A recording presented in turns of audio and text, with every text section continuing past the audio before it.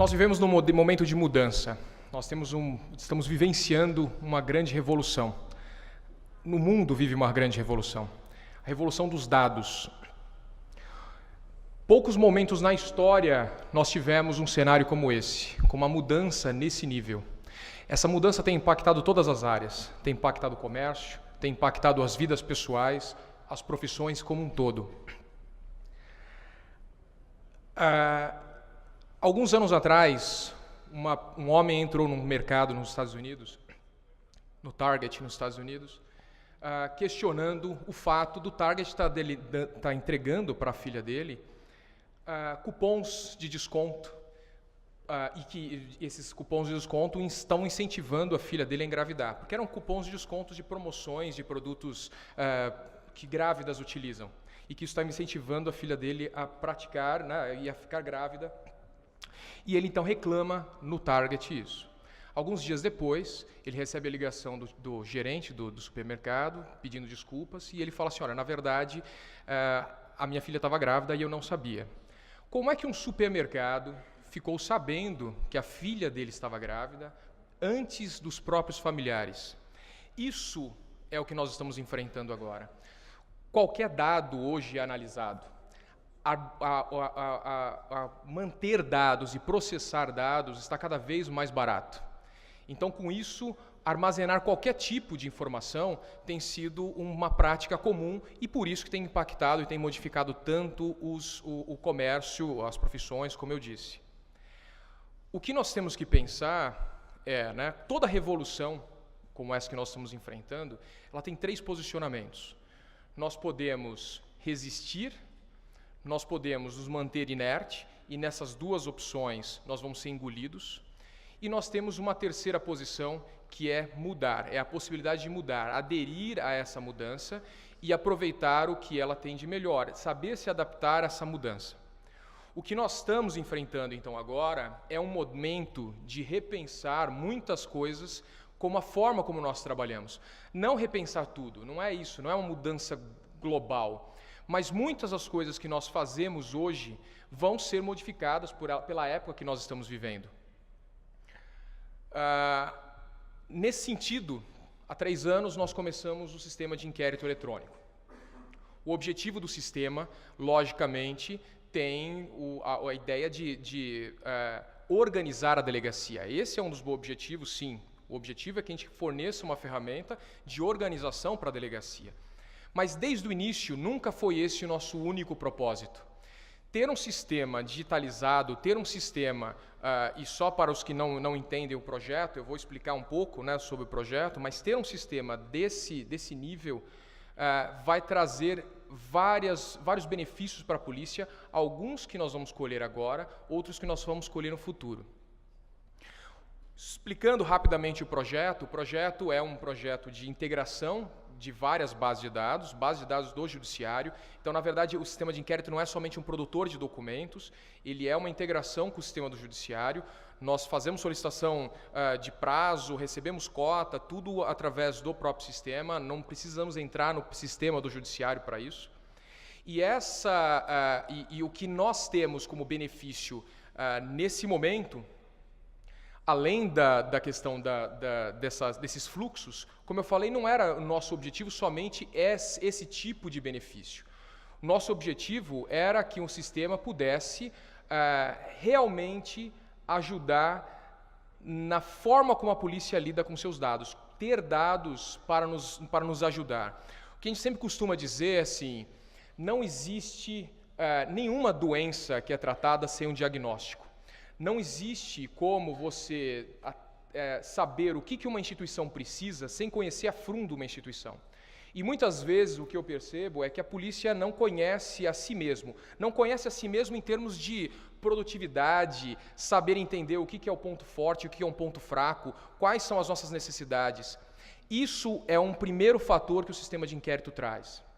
Nós conseguimos, por exemplo, mapear e saber quais são os inquéritos que nós temos maior dificuldade, que são mais lentos, que são mais rápidos, qual é o tempo de conclusão de um inquérito, quais são as naturezas mais instauradas. Tudo isso são dados que podem ser utilizados em nosso favor.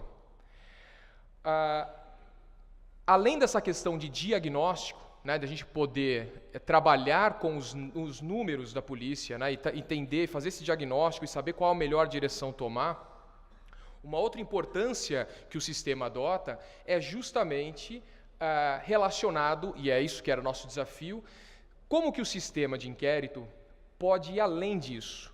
Como que o sistema de inquérito pode nos proporcionar mais do que somente gestão. Proporcionar também uma ajuda na atividade fim. Essa é a parte mais difícil, mas isso é o que está relacionado com a análise de dados. Só para também explicar a questão do sistema, né? Hoje nós estamos em 1.700 delegacias, para quem não é de São Paulo.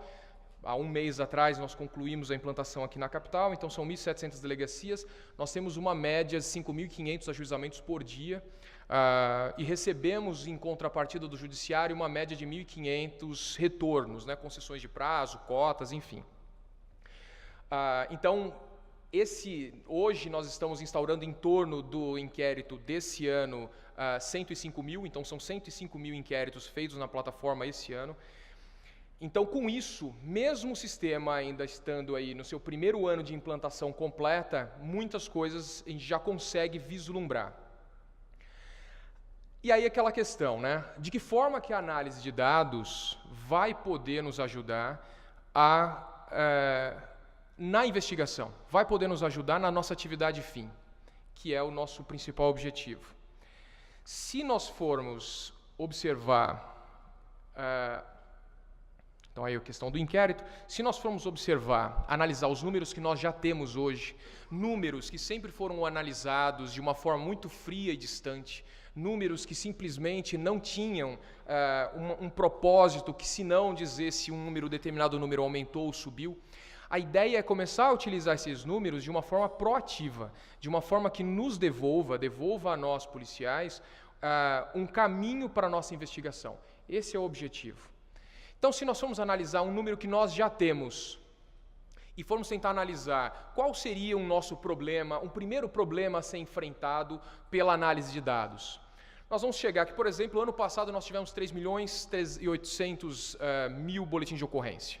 Então, é um volume muito grande de boletins de ocorrência, só que desse total, desse 3.881.000, nós temos aproximadamente 1.058.000 boletins de ocorrência de roubo e furto. Isso números do ano passado. Ou seja, 1/4 do nosso volume de registro está relacionado a roubo e furto.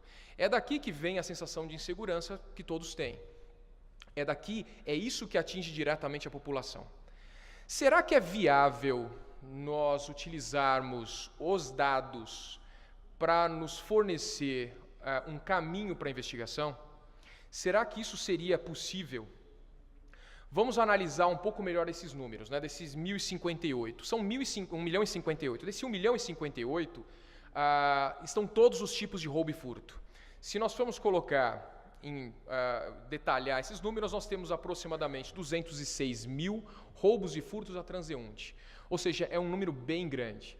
A nossa grande dificuldade e a gente sabe, né, principalmente os que são policiais, a grande dificuldade de infraestrutura, de pessoal, como gerenciar esse volume de ocorrências e dar uma resposta a esse volume de ocorrências. Em segundo lugar, nós temos os furtos de veículos, 106.000, furtos a transeunte e roubos de veículo. Será que os números, será que os dados podem nos ajudar, assim como o Target conseguiu saber, analisando dados próprios, analisando somente dados de consumo de usuários, será que nós conseguiríamos ter uma assertividade e conseguir devolver alguma coisa nas investigações? É aí que entra a análise de dados. Hoje, diferente do que se fez sempre na história, você não analisa um grupo de controle para tentar deduzir o todo, como você fazia sempre nas questões de estatística ou de projeções de criminalidade. Você analisava um pequeno grupo e você conseguia ter algumas deduções disso e projetava isso. Vários estudos criminológicos foram feitos em cima desse conceito. O que hoje é viável fazer não é um estudo de uma parte, é o estudo do todo. É estudar o todo e tentar projetar isso na parte. É isso que é o mais revolucionário e é isso que pode mudar a forma como as polícias vêm trabalhando. Se nós formos pegar e detalhar os roubos, especificamente os roubos a transeunte, vamos ver o que os dados nos mostram sobre roubos a transeunte. Isso daqui são todos dados que já foram possíveis serem coletados através do próprio sistema de inquérito. Nós vamos ver que, por exemplo, nós temos uma reiteração de condutas. Isso daí é uma coisa que nós empiricamente já sabemos, os policiais empiricamente já sabem disso. Nós temos uma reiteração de condutas. Agora, em que nível é essa reiteração de conduta? Esse nível é altíssimo. Em números levantados, nós conseguimos ver que, por exemplo, existe um pico onde uma pessoa com 19 anos atinge seu pico, no caso de roubo a transeunte, e nós temos aí que 50% de chance de eu estar prendendo um indivíduo e ele já ter tido antes sido preso por essa mesma conduta. 50% de chance. Esse número vai, a probabilidade de reiteração vai aumentando, ao mesmo tempo que vai descendo a curva de idade. Então, quando você vai ter uma pessoa de 30 e poucos anos, a probabilidade dele ser o autor de um crime contra o patrimônio, especialmente um roubo a transeunte, é bem menor do que se ele tivesse 19 anos. Mas, em contrapartida, a probabilidade dele ser reiterado, né, dele ter reiterado na conduta, é muito grande. Essa é uma informação importante. Um outro elemento é permanência. O que a gente consegue observar é que o criminoso, ele permanece naquela mesma conduta. Ele é um profissional daquilo. O roubador, ele pratica um roubo, ele vai praticar um roubo amanhã, é a profissão dele. Ele vai praticar vários roubos até migrar para um outro tipo de comportamento. Os dados nos falam isso. Não somos nós que estamos falando, embora muitos empiricamente até conseguem deduzir isso. E, por fim, ele tem a territorialidade. O criminoso é territorial. Como todo animal, como todo ser humano, ele tem sua zona de conforto. Então ele tem uma tendência a agir sempre no mesmo local. O desafio do sistema de inquérito agora, nessa fase onde ele está, é justamente identificar esses princípios. Nós queremos uma ferramenta proativa, não queremos uma ferramenta somente que nos ajude na parte cartorária. É lógico que a parte cartorária é fundamental. É lógico que ela vai nos ajudar também a fazer uma parte de gestão de pessoal. É lógico que isso daí também vai eliminar a necessidade de você ter um profissional fazendo estatística, preenchendo o livro e colocar esse profissional para atuar na parte cartorária. Mas um sistema desse nível tem que ser aderente aos novos tempos. E os novos tempos são tempos de análise de dados. Ele tem que ser proativo. Essa é uma questão que todas as polícias, na verdade, do Brasil têm que atuar. E até na fala do ministro Jungmann, concordo plenamente, nós temos que ter uma integração de bases de dados. Esses dados têm que ser analisados de uma forma global. Mas mesmo sem integração, individualmente, dentro do Estado, nós temos que ter esse cenário. Então aqui, se nós sabemos esses três conceitos, nós sabemos que eu tenho um território onde ele vai agir, eu sei que ele permanece sempre na mesma conduta e eu sei que ele tem uma tendência à reiteração. Se eu analisar os dados de forma correta, da mesma forma que um supermercado consegue saber se uma pessoa está grávida, por que nós não saberíamos quem pode ser um possível autor de um determinado caso, em tempo real, assim que a vítima termina de fazer o boletim de ocorrência? É esse o nosso objetivo, é isso que nós estamos buscando. É lógico que o projeto do sistema de inquérito, eu não vou ter tempo para falar nada sobre o projeto, é um projeto muito mais robusto do que isso, é um projeto muito mais abrangente. Nós estamos apenas na segunda fase, estabilizando essa segunda fase. Nós estamos na terceira fase, que é a parte de biometria, onde se incorporam agora as impressões digitais, a assinatura das partes com biometria. Nós temos o EIFES, que o Dr. Caetano não me deixa esquecer, que é a parte onde nós vamos conseguir fazer as coletas nas delegacias e fazer a leitura dessas bases em tempo real. Isso vai ser uma grande mudança na forma como as polícias trabalham. Se nós não fizermos isso, se as polícias não entrarem nesse caminho, se as polícias não perceberem que nós estamos numa fase de mudança, que nós temos que nos adaptar, fatalmente outros órgãos perceberão isso. E isso daí é